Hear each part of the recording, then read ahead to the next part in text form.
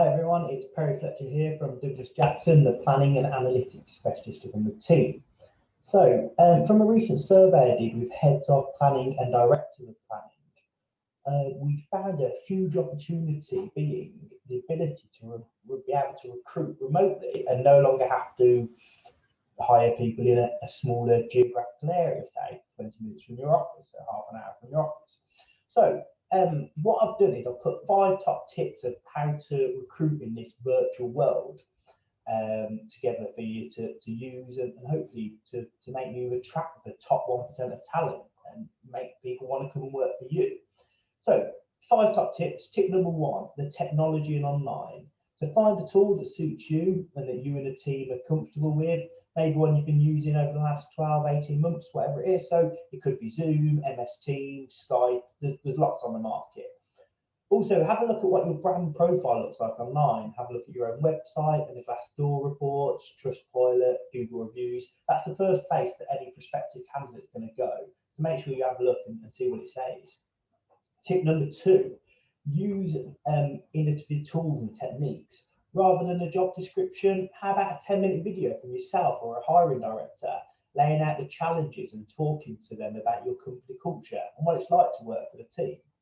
Instead of a candidate CV, why not ask the candidate to do a 10-minute video to tell you about what they're like and kind of why they're the best person for you. Use breakout rooms to enable a more interactive experience. Meet the team virtually, virtual tours, presentations, that type of thing. So ensure any tech you use though you are comfortable in using before going live, and make sure you've tested it and it works for everyone involved, including yourself. Tip number 3, communication is key. So how you present yourself to prospective new hires and how they feel and how they engage gives them a bit of an idea of what it'd be like to work for yourself or work for the business. Also, throughout the process, you can monitor their behaviours on how they respond to requests. Are they timely, professional? Are the emails in the right format? Do they return your calls on time? That type of thing. Tip number 4, the interview itself. So a big thing here is we recommend that you set a task. So a presentation is a good example of this. This could be a technical based one, or even a presentation of just to get to know them, to say, you've got 10 minutes, tell us about yourself. So obviously that will help you to assess their style and their communication skills as well.